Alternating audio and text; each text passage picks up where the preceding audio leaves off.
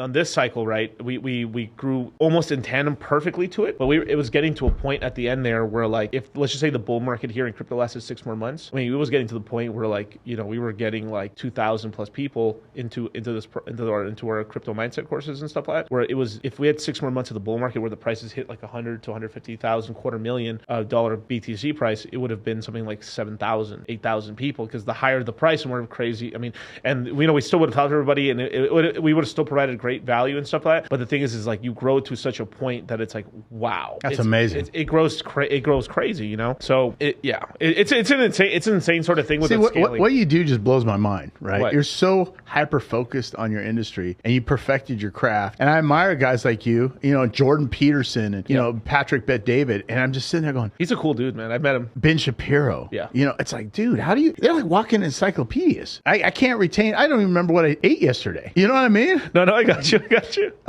Speaking of which, I want to shift gears, but Steve will do it, right? Yes, he will do it. Why did he get canceled? His content wasn't like, was it controversial? No, it's basically they went after him already because of this, because he had Trump on his channel. He had his Trump. So what was it? About a year ago, then he was part of the Nelk Boys and stuff. And then where he got the target on his back was he managed to get Trump, the Nelk Boys and Trump on one podcast, and Trump just started dropping truth bombs in there. And it was a great interview. It was taken down within 36 hours. The whole stream. It was taken. So like, imagine, and then from there he became kind of an enemy, because like, oh, this guy allowed Trump on his platform, and it was actually a really good interview. And and Trump on that podcast, it like pretty much said something. I didn't even know this until, so he released this right here. So remember when oil went to zero? Yeah. Well, Trump was like, this is a good time to fill up the strategic reserve. So he filled up the entire strategic reserve, which hadn't been filled since like 1983. So and you know what happened in the mid 80s? What happened in the mid 80s? We went 10 years, we went a decade with double-digit interest rates. Yeah. And I was a kid, there was gas lines around the block, 2, 3, 4 blocks deep for gasoline. Sometime in during the 80s. I can't remember. Maybe it was the 70s. But that's interesting. Go ahead. No. Go for it. I mean, like I mean, because people. I mean, you were in the military for a long time. Yeah. Right. Yeah. And like, I don't know how much you want to get into that, but like, it's I didn't know that. I know you were in the military. I didn't know you were like in that military. Hey, where's your name tag? We don't have any. Hey, I'm sorry. This guy's my CIA handler. I've been around those guys. Yeah. But go ahead. Finish that story about the Trump. Or wait, are they going to ban this podcast because you're talking about No. It's fine. It's too late. It's too late.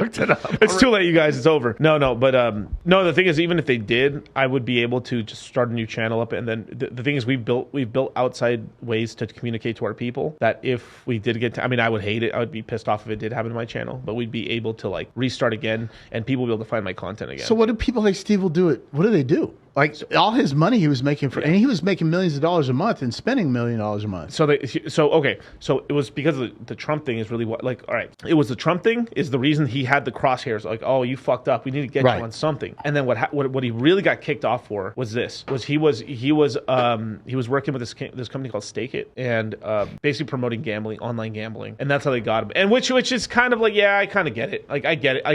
I was, because it's like you are promoting a bunch of gambling to a bunch of kids online, and then it's also, you can just, if you can get your hands on some crypto or some kind of a credit card, you could load it up with money and then start gambling. And of course, all these YouTubers get paid a lot of money to show them like they're winning on like gambling sites. So imagine like even Drake was on one of these.